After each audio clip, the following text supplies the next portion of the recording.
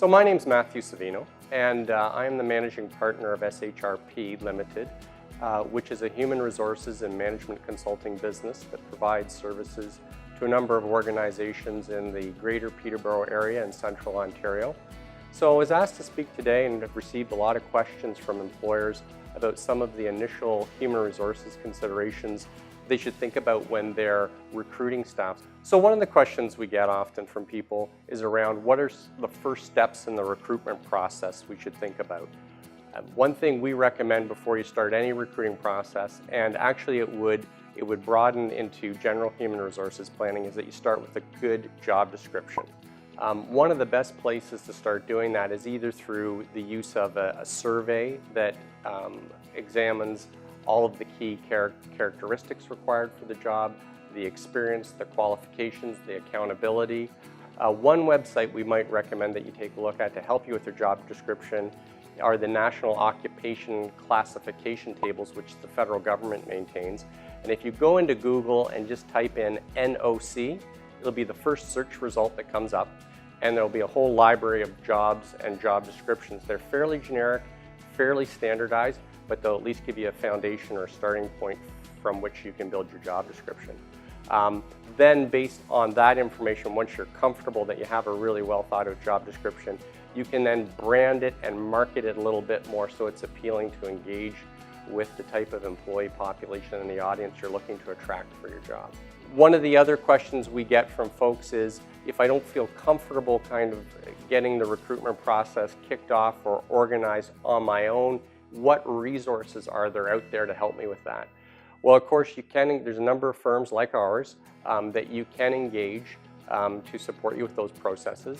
But if you're on a limited budget, and even if you're not, I recommend that you take advantage of, there are free resources in the community, government sponsored for the most part. The best gateway to accessing those, I'm going to throw out another acronym and another website, is the Workforce Development Board, and that's wdb.ca. So if you type in Workforce Development Board or WDB into Google, it'll come up right away. And there's a tab there for employer resources. They help applicants find jobs and connect with employers, but on the other side, they help employers make those same connections, and they can provide you with some advice and resources free of charge that you might find very helpful. A few of those, if you're in the Ptbo area or Lindsay, would include EPC, they're on Sheridan Street in the old Collins Barrow building, Agelic, which used to be Northern Lights, Watton Services there in Ptbo and Cobourg, I believe, and also Fleming Crew. And they're down at the college, and I believe they also have a campus office in Haliburton.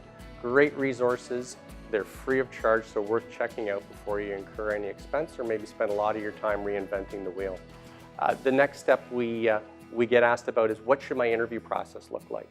So one of the reasons we developed a really thoughtful job description was so that we have a script or kind of a prototype for what those interview questions should look like.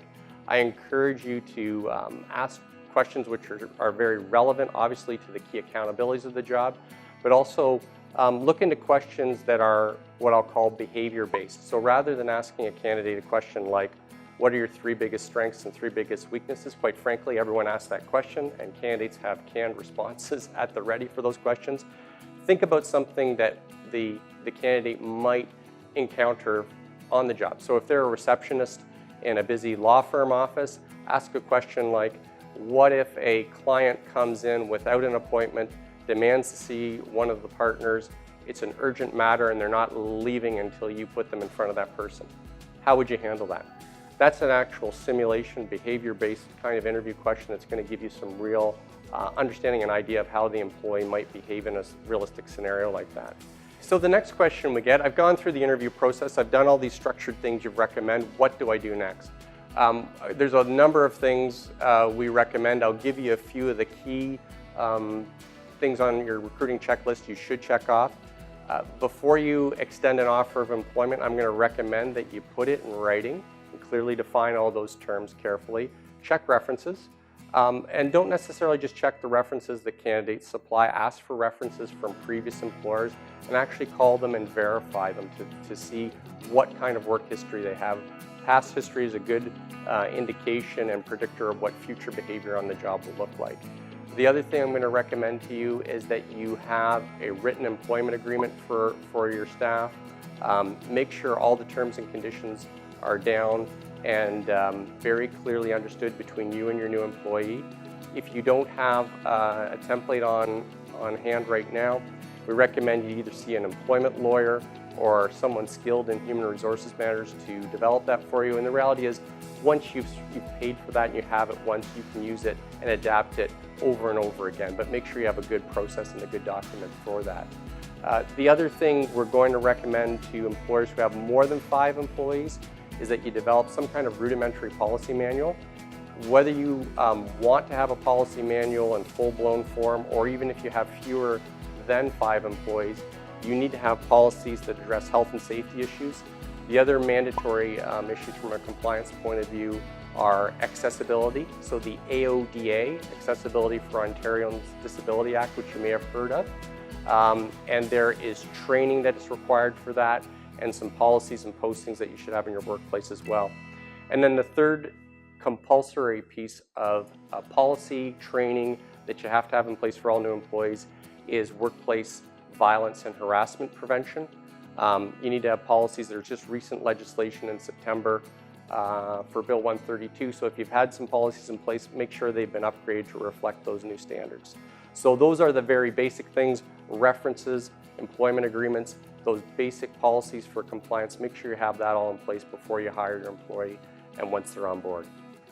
The final question I get from folks sometimes is around, I've got an employee on board, things have been working out for the most part in the beginning, but now they're not working out. What should I do? And our answer to that is, if it's a new relationship and you have an employment agreement, you should have a probationary review clause in there to make sure everything lines up from your perspective and their expectations of you as an employer. If things aren't working out, the best thing to do is give feedback.